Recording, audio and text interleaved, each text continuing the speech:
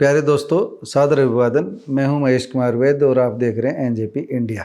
दोस्तों, कुछ संदेश इस तरह के होते हैं जो बोलकर नहीं दिए जाते। उनकी भाषा मौन होती है। वहां पर शब्द बेशक नहीं होते, लेकिन मौन में ही बड़ा संदेश छुपा होता है।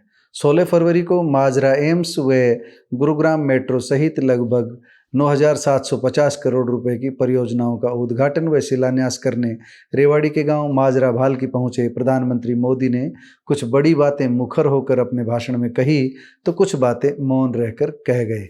शहरी परिवहन, स्वास्थ्य, रेल और पर्यटन क्षेत्र से जुड़ी हरियाणा की इन विकास परियोजनाओं का शिलान्यास व उद्घाटन करने के बाद मोदी ने विकसित भारत विकसित हरियाणा रैली में लंबा भाषण दिया, लेकिन अपने 32 मिनट लंबे भाषण में केवल 2 नेताओं का ही नाम लिया। जिस अंदाज में नरेंद्र मोदी ने इन दोनों नेताओं का नाम लिया और इनके काम का जिक्र किया, उससे कुछ बातें बिना कहे ही स्पष्ट हो रही है।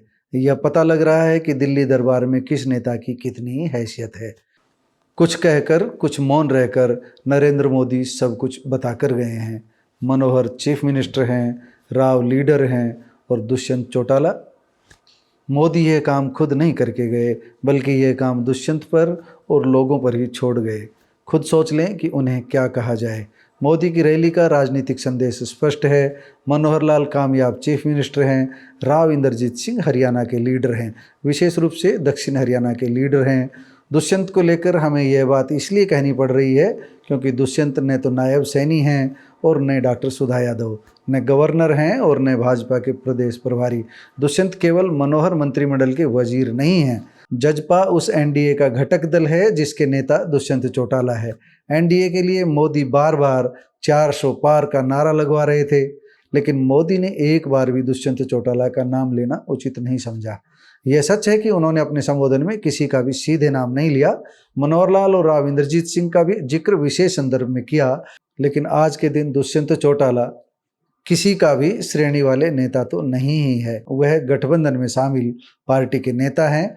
मोदी ने मौन रहकर बता दिया है कि हरियाणा सरकार के लिए होगा जजपा का महत्व, लेकिन लोकसभा चुनाव में मोदी को जजपा की बैसाखी की जरूरत नहीं है। मोल भाव हुआ भी तो भाजपा की शर्तों पर होगा।